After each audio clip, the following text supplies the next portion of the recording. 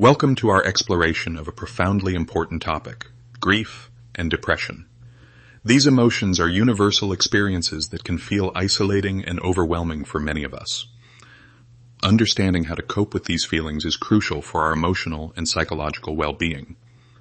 Today, we'll discover wisdom in a poignant story from Buddhist teachings, the story of Kisa Gotami, which offers valuable insights into healing. Kisa Gotami's story begins in a judgmental household. As a young woman who married into a wealthy family, she felt out of place due to her perceived lack of beauty and wealth. But her happiness flourished when she had a son she adored deeply. Tragically, her joy was short-lived, as her son died in infancy. This loss plunged Kisa Gotami into a sea of grief, making it impossible for her to accept that her son was gone. In denial, Kisa Gotami carried her son's lifeless body from door to door, desperately seeking a remedy to bring him back to life. Those around her, recognizing the depth of her sorrow, were unable to help her find solace. It was then that a compassionate individual advised her to seek the wisdom of the Buddha. Driven by hope, Kisa Gotami approached the Buddha, pleading for medicine to revive her son. However, instead of giving her a quick fix, the Buddha presented her with a profound yet challenging task: to procure a mustard seed from a household where no one had ever died. This task offered Kisa Gotami a chance for reflection. As she set out on her journey to find the mustard seed, Kisa Gotami walked through the village, only to discover heartbreaking stories of loss everywhere she went.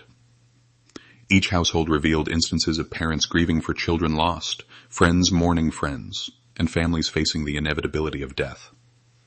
This painful journey transformed her understanding of her grief. Returning to the Buddha, Kisa Gotami realized she no longer sought a mustard seed. Instead, she came back with a profound understanding of life and death's interconnectedness. She accepted the loss of her son, recognized the nature of impermanence, and ultimately buried him with love. This acceptance led her on a new path, and she devoted her life to Buddhist teachings, eventually becoming one of the first Buddhist nuns and achieving enlightenment. So, how does Kisa Gotami's story help us navigate our experiences of grief and depression?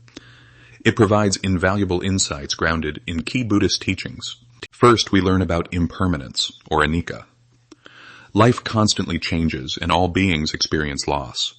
Accepting this reality allows us to confront grief and recognize its transient nature. Secondly, Kisa Gotami's journey reveals the universal nature of suffering, known as dukkha. By realizing that grief is not unique to her, she connected with others who suffer, alleviating her sense of isolation. Compassion and connection emerge as essential themes.